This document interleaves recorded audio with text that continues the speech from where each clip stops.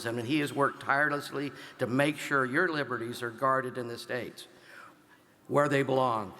Because of his work, Utah passed an application for an Article 5 convention. We're very proud of that. Encourage everyone to consider that also. So please join me in welcoming our next speaker, President of Convention of the States, CEO, President Mark Meckler. Thank you guys. Welcome. Glad to be here at ALEC. It was literally back in 2014, the launch of the Convention of States project took place here at ALEC. Mark Levin spoke for us. It was an incredible, heady event. I expected that within probably by 2016, we would have called the convention. By 17, we would have approved all the amendments and the country would be fixed. You can tell I might have been a little bit naive back then. I got a lot of scars since then, a lot more wisdom since then. And part of it, a big part of it, comes from leading a grassroots organization that has grassroots participants in all 50 states. You might have noticed the photos flashing by on the screen up here. Over 5 million people now participating in Convention of States. Grassroots activists literally in every single state legislative district in the United States of America. Pretty extraordinary that all these people have stepped up into this cause. And the reason they've stepped up into this cause is because they know inherently what all of you in this room know, which is that the country is at stake. Washington, D.C. has failed us. And under no circumstances, regardless of who we elect, and we should continue to do everything we can to elect people we believe in, but under no circumstances will they fix Washington, D.C. Washington, D.C. has grown out of control under every administration in American history, with the exception of the Coolidge administration. So it is going to be up to the grassroots in America and them acting through you, the state legislatures, to fix this country. That's how the founders designed it. Another reason that I've garnered wisdom as I've traveled around this country is I've had a chance to meet people who are important people in American history, great people, good people, and one of those people is the man I'm about to introduce. You know, people work their way up through the system. Senator Rick Santorum started as the chief of staff, his first political job, chief of staff in a state legislature for a state senator. So he knows the job. He knows what you guys do. He was elected to Congress. He became a senator. You might know him, a lot of us know him, as a presidential candidate. I've come to know Rick Santorum as a friend and a man. And I'll tell you, you get to meet good men and great men in your lifetime. It is rare, in my opinion, to meet a good, great man. Someone who has incredible achievements on their resume, somebody who has achieved national and international notoriety, but when you sit down at a table with them and you hang out, you realize where their heart's at, and you realize, I am sitting with a truly good person. Rick is a great man. More importantly, he is a truly good person, and he is the senior advisor to the Convention of States Project. It is my honor and pleasure to introduce Senator Rick Santorum. Thank you. Thank you. I appreciate the young picture there. That's very nice. Thank you so much. It is really an honor to be back here at ALEC, and I want to share with you that I was a legislator. I've never been an executive, I've been a legislator. And so by nature, when someone comes up to me and says, I have the grand, big idea, you're a legislator. You don't pass grand, big ideas. I mean, it's just not how it works, right? You do incremental changes. That's how the process works. And so when someone comes up to me and says, this is this big idea, you say, well, never gonna happen in America. That's generally the response I think most legislators would give when presented with that idea. That was my response.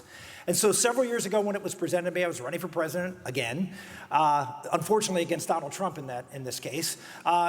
It was presented to me and I sort of said, you know, it's probably not in the cards. And I know you've had speakers up here saying that, saying, you know, hey, maybe a good idea, but you know, can't see how it's gonna work, all these kind of things. And that's how I was, until I got fired from CNN. And so I'm actually proud of that now, given the fact that, thank you. And Mark Meckler came up to me and said, hey, I've got this thing. Yeah, I've heard about this. I'm not really sure. And you know why? Because I really didn't take the time to understand it. And so I want to give you just my journey of why I'm standing up here and saying to you as legislators, skeptics all, why this is really a big idea that's actually possible. Why? Because it comes from our founders. You hear Article 5 convention. What does that mean? Well, there are two ways to amend the convention. Amend the Constitution. One is the Congress. That's how we've always done it. And the other way is we've never done it. Why did we never do it? Because we never felt the need to do it. Never felt the pressing need that Washington has become so big, so powerful, and the movement toward authoritarianism has never been so clear as we are today. And you can say, well, we're going to have a good election in 2022. Yeah, we thought that in 2012. We thought that in 1994. Yeah, we'll have a good election. But the movement is inexorable. Why? Because every institution in America is against us. Every one. Higher education, lower education, the news media, Hollywood, everybody is against us. The founders anticipated this. They said, George Mason came in and said, look, there may be a time when Washington gets rid of federalism, starts to accumulate power, because that's how these big central governments tend to work. And so we're going to provide a mechanism for the people through you, the state legislature, to save America and restore the balance of power and federalism that made us the greatest country in the history of the world. So I say to you as Republican state legislators, that you actually have the key. I have so many people come up to me and say, what are we going to do? Oh my gosh, what are we going to do? Things are so bad, there's just no answer. This is the answer, and it was presented to us by the founders.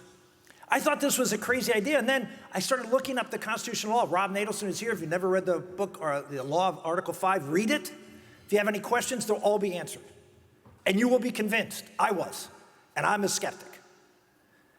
This is the answer, and it is possible. You know this. You need 34 states to pass the Convention of States resolution. Say, oh, that's impossible. It's too many. No. We have 31 states controlled by Republicans right now. You don't need the governor to sign this, as you know. So 31 states are controlled by Republicans. We have Virginia coming up in a couple years. We're going to win back Virginia. I live in Virginia. We're going to win back Virginia. That's 32. I think we can win Minnesota back. Again, we got one house, we can win the other. One more state. One more state, and then you take this grenade and you pulled the pin. Got a live piece of ammo in your hands. 34 states. If every Republican legislator votes for this, we have a constitutional convention. A constitutional convention, again, read the book, that is controlled by the resolution that you all will pass, limited to limiting the power of the federal government. Think about that. A constitutional convention whose sole purpose is to limit the power of the federal government, and all 50 states participate and get to vote on proposing amendments to the Constitution to be sent to the states and have the state legislature ratify them. You say, oh, I heard, Newt the other day saying, oh, this is, no, I love Newt. Newt and I was a Newtonian when I came to Congress. We worked together on the contract with America. I wrote the welfare provision of the contract with America. Newt and I ran for president against each other. I've known Newt for years.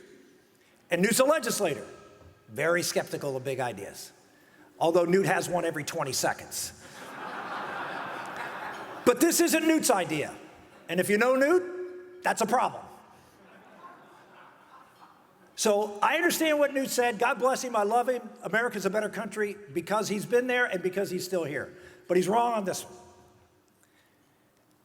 And anybody who takes a serious look at this, and I would say to any of you who are skeptics out there, it's because you haven't looked at it. I can say that with 100% confidence. It's because you haven't studied it. This is possible. This isn't something that can happen 10 years from now.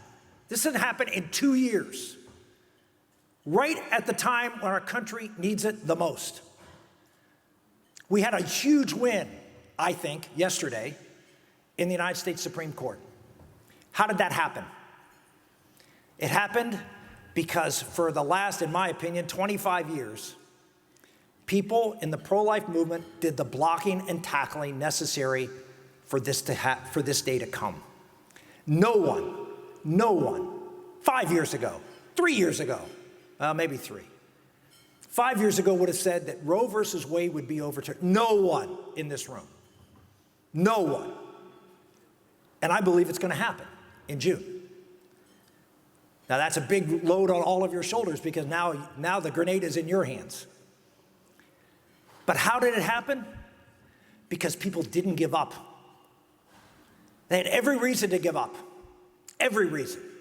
Every institution was against us. You were ridiculed and vilified. I know. I was one of those warriors out there taking the arrows in the front and the back. And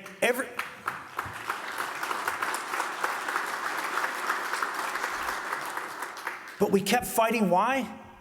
Because we knew it was important. We knew that America can never be a great country if we don't respect life. Everything is poisoned from that root. America cannot be a great country. We'll never be successful going forward unless we restore federalism. Federalism, where people can, I was on Good Morning San Diego this morning, and I talked about, the person there was talking about all the people leaving California. I said, yeah, that's how federalism works. We're united by a certain set of goals and principles that we can all agree on. That's not as much the case anymore, but it used to be. Like, we're endowed by our Creator with certain inalienable rights. And we're for equality of opportunity, all those basic things that we all agreed to. But each state was different. Each community was different. And we were okay with that. We didn't need someone in Washington to tell us everybody has to believe the same thing. That's destructive of this country. This country works because we're allowed differences. We allow people to move to where they feel most comfortable. If you don't want to pay taxes, move to Texas or Tennessee or South Dakota, right? You don't want to pay income taxes, go. That's okay, as long as we all agree on the general principles that unite us. Our founders understood that when they were drafting the Constitution. They celebrated the individuality of the states and communities. We need to get back to that, but we can't. We can't unless we change the structure. Washington is not going to fix Washington. Guaranteed. I've been there, I know it. It won't work. Don't ask them to fix anything. They are afraid, mostly of you and the people of this country anymore. You have to do it. Think about this. As state legislators, you have the ability to do more to change Washington, D.C. than any member of Congress or even the president. Think about that. Think about the opportunity you have right now, to do something about that. At a time when hope is so remote. People are losing hope. They feel powerless. This is the opportunity the founders gave you, state legislators. They gave you the power to fix this country. And with all due respect, how dare you not try? How dare you, in the face of what's going on in this country, and you all know in your guts are just ruinous of this great country. How dare that you, who have the opportunity to use what the founders gave you, entrusted you as the fail-safe. You are the last line. I know many of you have done it, and I know many of you are on board. Maybe all of you are. But we got to get this done. Not 10 years from now, now. Give people hope. Give people a channel to take that energy, anger. You see it all over the place, the division. Give them a cause to unite behind, to get excited about that, yes, they can make a difference. Not in Washington. We don't need Washington. We got Pierre. We got Montpelier. We got Albany. Got Harrisburg. They can change things. just like our founders intended. God bless you.